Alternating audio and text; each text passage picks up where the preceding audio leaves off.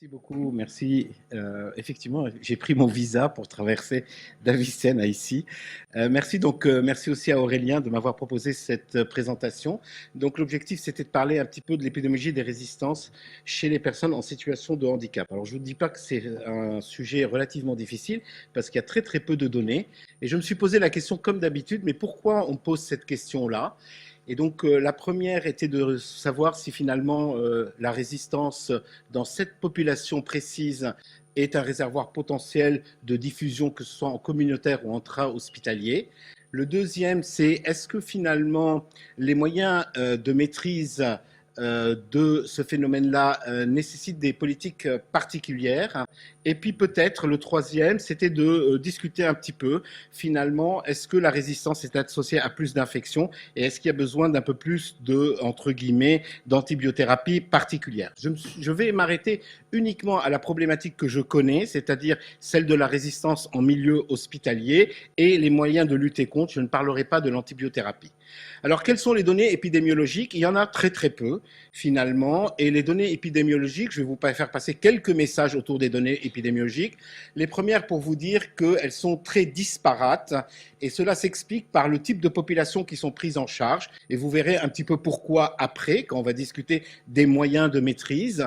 Et quand on regarde des données qui viennent, par exemple, ici, de pays du nord de l'Europe, on voit bien, et vous avez, alors je dois avoir une flèche ici, vous avez ici, par exemple, les caractéristiques des patients qui sont porteurs, en l'occurrence ici, d'un mécanisme de résistance, qui sont les entérobactériales productrices de BLSE.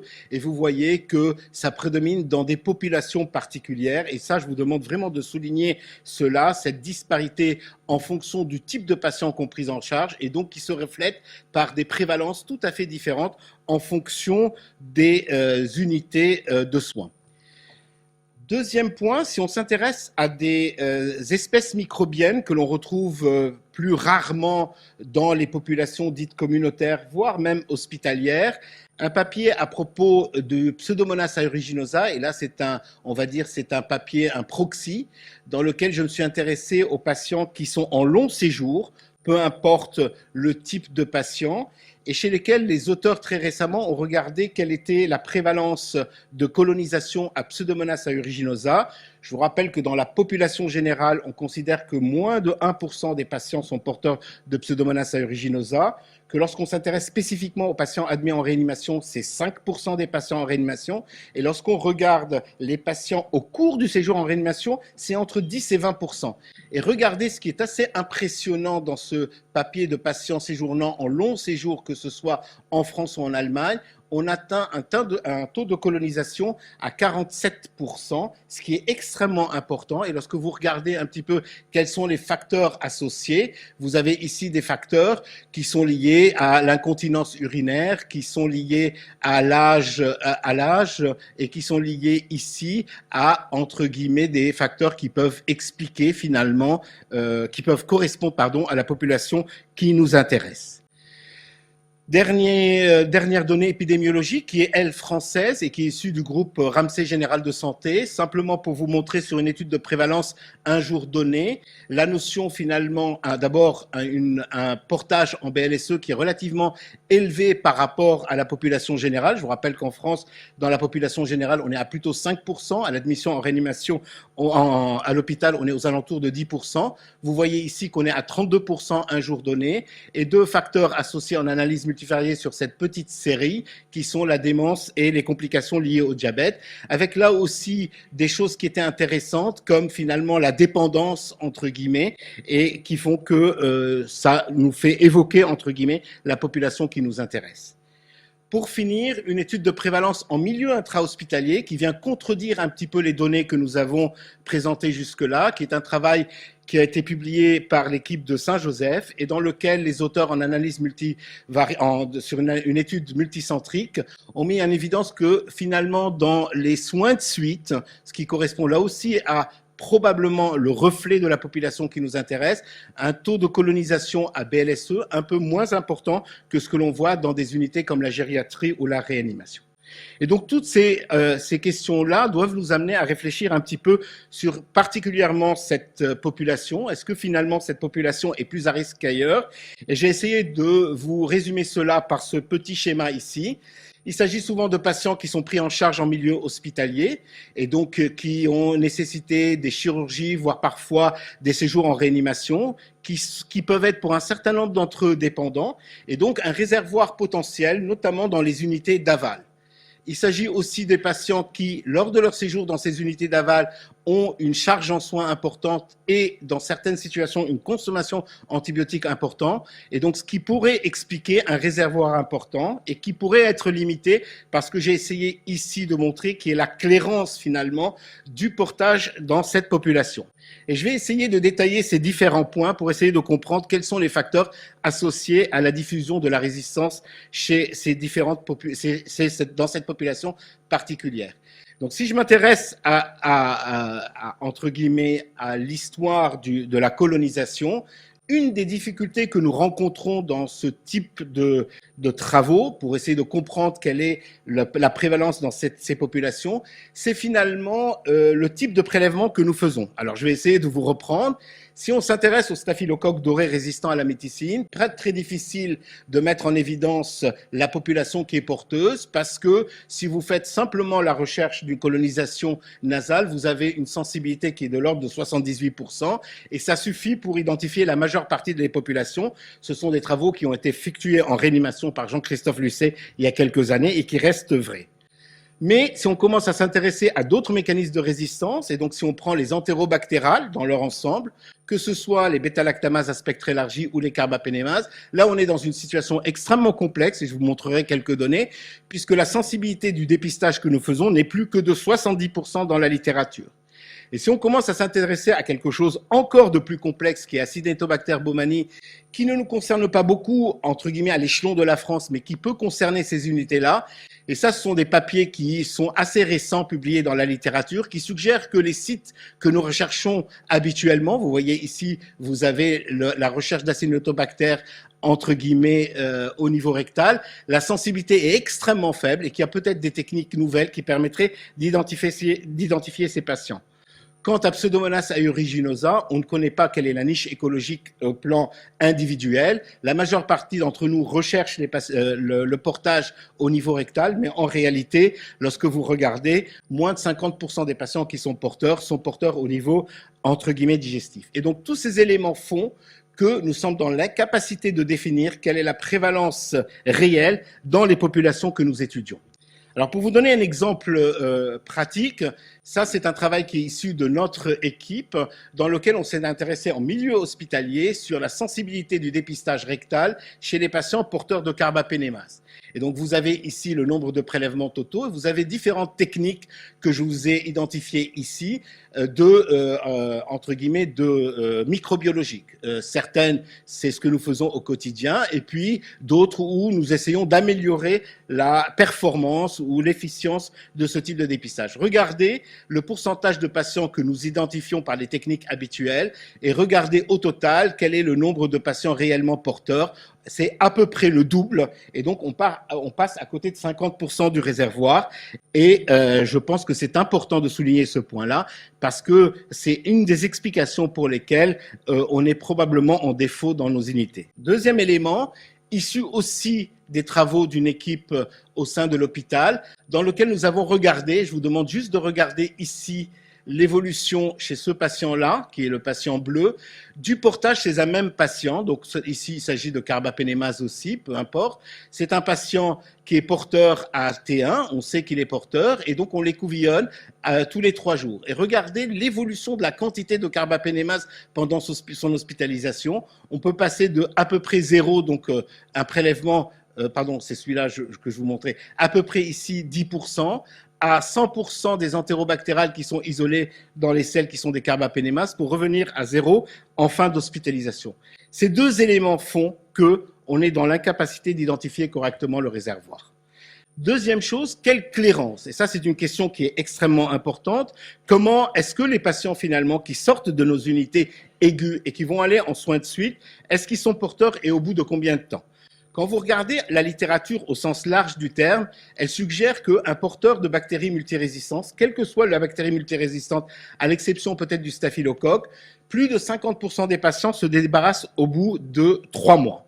Et en réalité, et ça c'est une diapositive que j'ai empruntée à Gabriel Birgan, qui est mon collègue nantais, lorsqu'on refait un résumé de la littérature sur la durée du portage, dans les limites de toutes les études et des limites microbiologiques, vous voyez que finalement, vous avez, par exemple, dans ce travail-là, 77% des patients qui sont porteurs à 1 mois, et vous avez jusqu'à 43% des patients qui sont porteurs à 1 an.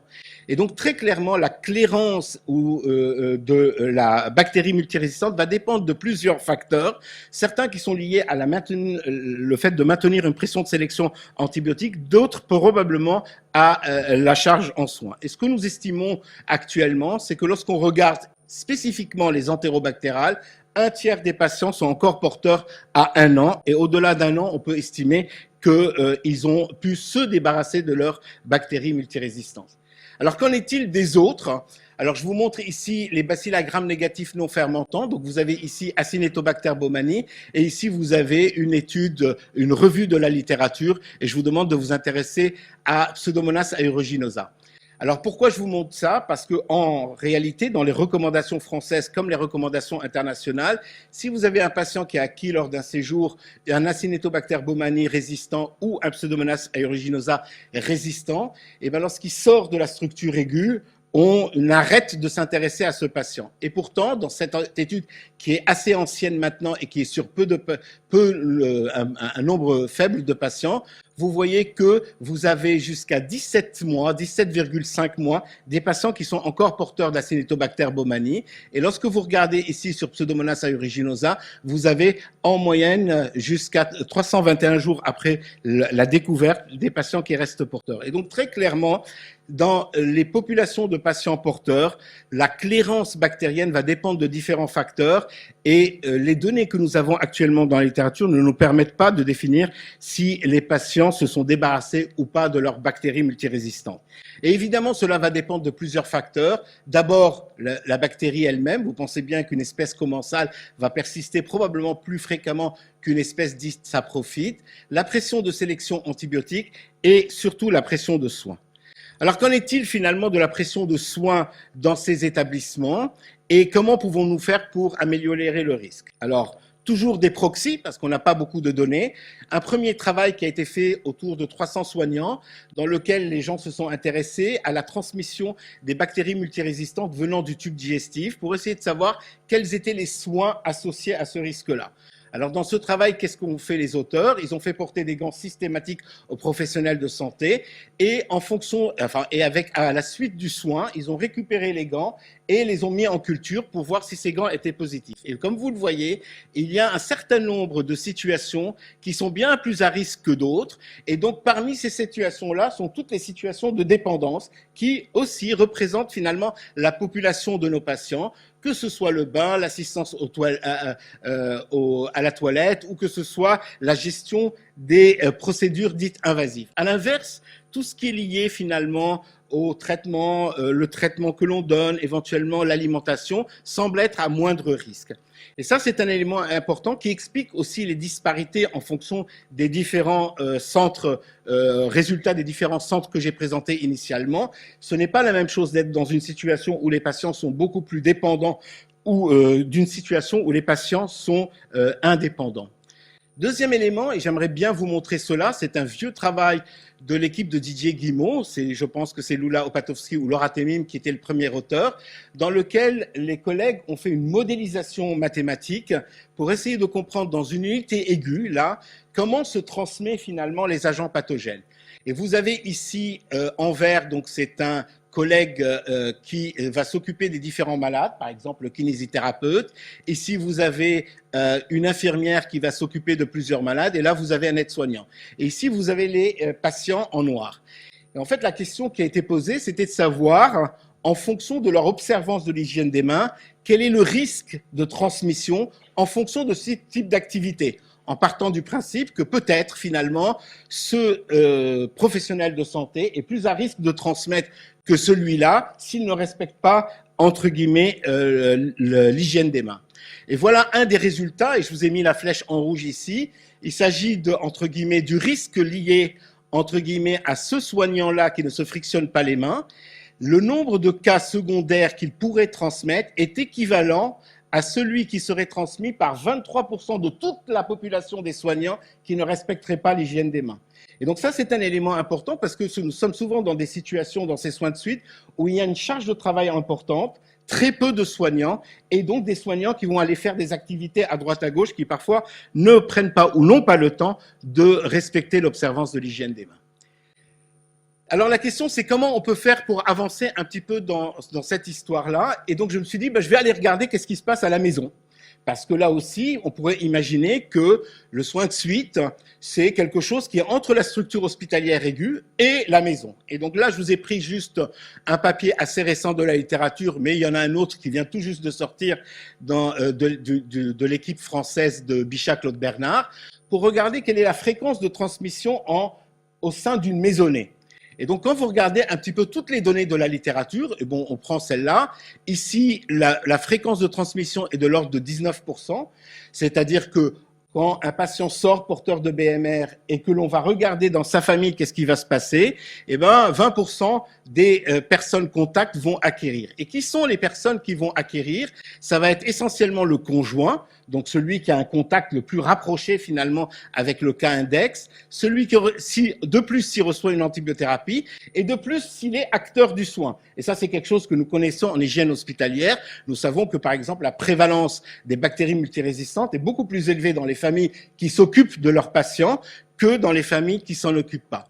Et lorsqu'on regarde sur le cas index, comment ça se passe? Et bien finalement, le cas index qui transmet, ça va être le cas index qui est peu autonome, qui a une maladie chronique, qui a une incontinence fécale, qui reçoit une antibiothérapie, qui a une procédure invasive comme une sonde urinaire et qui a besoin d'une assistance de la famille.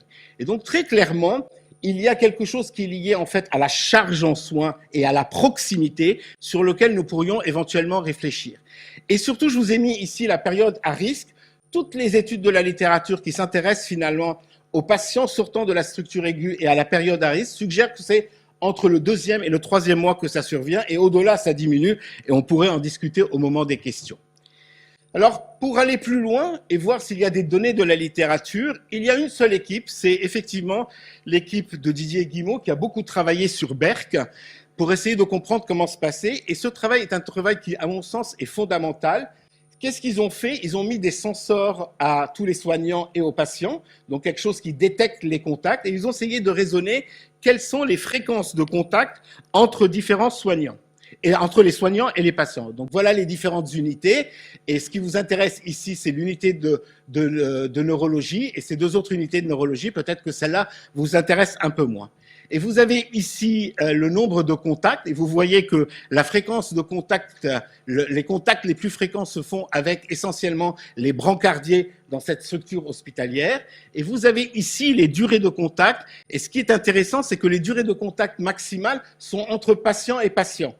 Elles sont beaucoup plus entre patients et patients. Et vous avez ici les aides-soignantes qui arrivent en deuxième position. Et donc, pour retenir, il y a beaucoup plus de contacts entre les brancardiers et les patients. Mais la durée de contact la plus longue, elle est entre patients entre eux.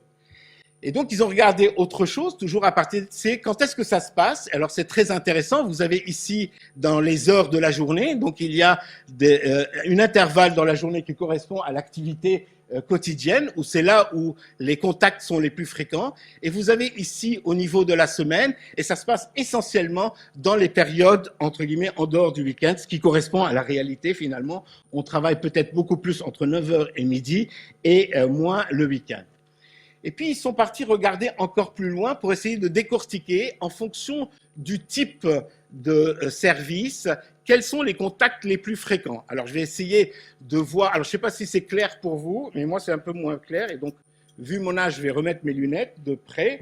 Et donc, Ils ont regardé, donc ici ce sont des tables de contact, vous avez chacune des unités qui sont citées ici, et vous avez ici chacune des activités. Et je vous ai mis avec une flèche quelles sont les activités où il y a le plus de contacts. Ici, ce sont les contacts entre les médecins finalement et le patient, ce sont les durées de les contacts les plus fréquents, et ici c'est les contacts aussi entre le médecin et les soignants. Et donc effectivement, dans cette table de contact, les personnes qui sont le plus fréquemment en contact avec les patients, ce sont les médecins. Et si vous prenez sur les durées de contact, et là les durées de contact reviennent à peu près la même chose, c'est les chiffres les plus élevés, c'est le contact entre patient et patient. Alors pourquoi c'est important? Parce que patient à patient, la probabilité qu'il se transmette une bactérie multirésistante s'il ne se roule pas dans le même lit, elle est quasi nulle. Par contre, pour un virus, elle est extrêmement élevée. Alors que si on prend par exemple l'ASH et qu'on multiplie la durée de contact avec la fréquence de contact, c'est peut-être sur l'ASH qu'il faut qu'on travaille un peu plus pour essayer de contrôler le risque. Et donc, pour finir, comment on pourrait arrêter cela? Alors, tous les facteurs qui sont associés à la diffusion sont les suivants: la pression de sélection antibiotique, la charge de travail, le bionettoyage, quelques caractéristiques microbiologiques mais qui nous sont imposées, et la pression de colonisation dont je ne parlerai pas. Mais quand on regarde toutes les données de la littérature qui sont issues, pas des soins de suite, pas des situations dans lesquelles on s'intéresse spécifiquement aux patients qui ont un handicap et donc qui pourraient être dépendants, on voit que toutes les situations dans lesquelles on a testé l'intérêt de l'isolement montrent que finalement l'isolement n'apporte pas plus que l'absence d'isolement. Ça, c'est un travail en réanimation aux États-Unis, incluant plus d'une vingtaine de réanimations. De la même façon, lorsqu'on s'intéresse, et qui s'intéressait, pardon, excusez-moi, ici, aux entérocoques résistants à la vanco et au staphylocoque doré. Et lorsqu'on s'intéresse ici au bacillogramme négatif, quel que soit le type de bacillogramme négatif, là aussi, c'est la période interventionnelle, pas de différence, voire il y a une augmentation qu'on pourrait expliquer par la prévalence. Et plus récemment, les collègues de Genève ont montré leurs données, qui viennent tout juste d'être publiées, sur spécifiquement Escherichia coli producteur de BLSE, et qui suggèrent qu'entre la période contact et la période absence de contact, il n'y a pas de différence en termes d'incidence d'acquisition d'Escherichia coli BLSE. Alors, est-ce qu'on pourrait faire autre chose? Deux propositions. Si on est inquiet finalement que ces patients soient un potentiel réservoir et un risque de transmission, on pourrait là aussi aller dans les maisonnées et réfléchir ce qui a été fait. Ça, c'est autour du staphylocoque doré. Je vous rappelle la grande situation dans laquelle il y a eu des diffusions de staphylocoque doré pentavalentine dans les maisonnées et dans lesquelles on a réfléchi qu'est-ce qu'on pourrait mettre en place comme mesure pour réduire le risque. Et dans ce travail-là, qu'est-ce que les auteurs ont essayé de tester? Ils ont essayé de tester un protocole de décontamination sur 5 jours du patient porteur du staphylocoque doré par de la mupirocine et par une toilette ici avec de l'eau de javel chlorée en fait, mais à des concentrations basses. Et ils l'ont comparé à strictement le même protocole à toute la famille. Et là, effectivement, il semblerait qu'il n'y ait aucune différence entre les deux. Donc, on pourrait imaginer que chez un certain nombre de patients qui sont porteurs et qui vont rentrer dans des unités de soins de suite, on pourrait les décontaminer pour éviter le risque et la survenue d'éléments secondaires. Alors ça, c'est pour le staphylocoque doré. Et là, je ne me permettrai pas de parler des entérobactérales ou du pseudomonas parce que je ne sais pas si Benjamin Davido est là, mais il y a de nombreux travaux dans la littérature qui ont commencé à évoquer l'intérêt ou la possibilité d'utiliser la transplantation fécale à titre individuel pour réduire le risque infectieux. J'ai fini. Ma conclusion est la suivante. Oui, la prévalence est élevée chez les patients en handicap suivis en institution. C'est la partie que je connais, mais je serais incapable de vous donner quelle est la prévalence. Elle est certainement supérieure, entre guillemets, au milieu aigu. Il y a de nombreux facteurs qui entre guillemets, rentrent en jeu et qui permettraient d'adapter nos mesures de prévention en fonction du type de patient qu'on prend en charge et du type de charge en soins que nous avons. Et la question qui reste posée est de savoir s'il faut continuer à isoler ces patients-là au risque qu'il y ait une perte individuelle de chance, parce que l'objectif aussi, c'est d'améliorer la rééducation et la réhabilitation de ces patients. Et je crois que c'est là que je vais passer la parole à Florence qui fera la suite dessus. Je vous remercie de votre attention. Y a-t-il des questions pour M. Zahar? J'aurais une petite question. Est-ce qu'il y a une réelle, très grande variabilité entre les différents pays? Parce que nous, bon, on a cette sensation que quand les patients sont transférés de certains pays, ils sont en vacances, ils ont un accident de la route, voilà, classique, ils sont paraplégiques, etc., ils reviennent systématiquement venant de certains pays, pour ne pas les citer, par exemple l'Asie du Sud-Est ou certains pays d'Europe du Sud, ils ont une BMR. Est-ce qu'il y a une grande et quels sont les déterminants de cette variabilité, justement? Excellente question, merci beaucoup de la réponse. Alors, les déterminants de la variabilité, c'est difficile à dire. Parce que la résistance, il y a plusieurs facteurs qui rentrent en jeu, mais on peut le détailler. La réponse est oui, certainement oui. C'est-à-dire que si vous prenez rien que l'Europe et vous prenez le Portugal, l'Espagne, c'est tout à fait différent du reste, même si nous, on se ressemble un petit peu. Si vous prenez l'Asie du Sud-Est, là aussi, l'Europe de l'Est, la prévalence est extrêmement élevée. Et si malheureusement vous prenez aujourd'hui l'Ukraine, c'est un réservoir extrêmement important. L'Ukraine, ça s'explique par la guerre, mais la guerre, elle s'explique par deux choses. La charge en soins, donc évidemment, le manque de moyens, et surtout la guerre elle-même. C'est-à-dire ce que les gens ont oublié, c'est que dans les bombardements apportent des métalloenzymes, et les métalloenzymes sont des inducteurs enzymatiques. Et on a beaucoup de papiers qui sortent actuellement du Moyen-Orient et de l'Ukraine qui montrent les effets secondaires. Donc ça, c'est une première question. La deuxième, c'est que vous avez des pays où la prévalence est extrêmement élevée et où la charge en soins est importante. Alors, il y a, si vous prenez le Maghreb et l'Afrique, et que vous allez commencer à vous balader dans les hôpitaux pour essayer de comprendre comment faire pour contrôler les bactéries multirésistantes, vous comprenez la situation. Un hôpital aigu à Nouakchott, c'est la même chose qu'un soin de suite, entre guillemets, en France. C'est-à-dire une charge de travail très importante, beaucoup de procédures invasives et une densité de population extrêmement importante. Et je ne dis pas le manque de moyens. Et donc, effectivement, il y a ces facteurs-là. Par contre, on n'arrive pas à les mettre dans un modèle mathématique qui permettrait de vous donner des variables et vous dire qui est porteur ou pas. Voilà.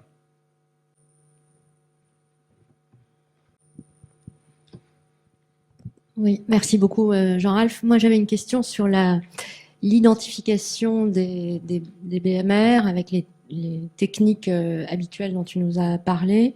Est-ce qu'on a des données avec les nouveaux tests diagnostiques, en particulier les PCR multiplex, en matière d'identification de patients porteurs de BMR ou de staphylocoque, par exemple?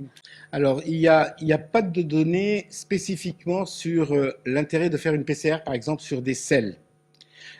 Il y a un papier tout récent de l'équipe de Nordman et de Laurent Poirel qui va dans le même sens, qui s'intéresse au bacilles à gram négatif et qui suggère que la sensibilité des techniques que nous utilisons aujourd'hui, elle est entre 60 et 70%, pas plus. Donc ça, la problématique, elle est ailleurs, Muriel. Elle est sur le fait que pour un certain nombre d'agents pathogènes, on ne sait pas où est le réservoir. Je vous ai montré les données de l'équipe de Yehuda Carmeli. Donc c'est un pays dans lequel ils ont vécu beaucoup d'Acinetobacter baumannii. Ils ont mis 20 ans pour comprendre quelle est la meilleure technique qui permet d'identifier. Et dans tous les papiers depuis 1985 à peu près à 2000, dans tous les papiers, la sensibilité de leur dépistage n'est que de 50%. Et c'est que sur les derniers papiers de la littérature, avec leur nouvelle technique qui est de l'enrichissement direct sur les prélèvements, on met ils ont à peu près 95 ou 99% d'identification. Donc ça, c'est un vrai souci pour nous, c'est-à-dire de dire finalement où on va rechercher un certain nombre d'agents pathogènes. Pour les entérobactérales, c'est clair, même s'il y a quelques papiers qui disent il faut faire les selles et les urines, voire les l'aine, et ça améliore un peu le diagnostic, mais généralement, c'est les selles qui suffisent. Pour le MRSA, ça semble relativement 80%, c'est pas mal comme sensibilité. Pour les restes, Pseudomonas et Acinetobacter, très difficile de répondre. Je ne sais pas s'il y a encore la place pour une question. Micro. Et donc, dans la mesure micro-réponse. Dans la mesure où on ne sait pas où est le réservoir, c'est ça que je comprends, est-ce qu'on peut imaginer que le fait de le porter en nasal ou, à l'inverse, en rectal, fait que, dans le fond, il y en a partout sur le patient, et donc se dire qu'on fait un prélèvement nasal avec une technique qui va bien et qui permettrait d'identifier finalement le fait de porter telle ou telle bactérie? Alors, ma réponse aurait été oui, c'est possible pour les patients qui sont alités. Dès que tu verticalises les patients, ça change totalement. Donc ça, c'est des vieux papiers des années 70. Et je voulais juste dire quelque chose. Mon message ici était de dire probablement, mais ça je vais laisser la parole parce que je pense qu'il y a la suite après, probablement qu'il vaut mieux qu'on s'intéresse, nous, à comment nous faisons pour éviter qu'on soit des vecteurs, pour qu'on continue à bien s'occuper de ces patients, pour qu'ils soient le plus rapidement possible réhabilités.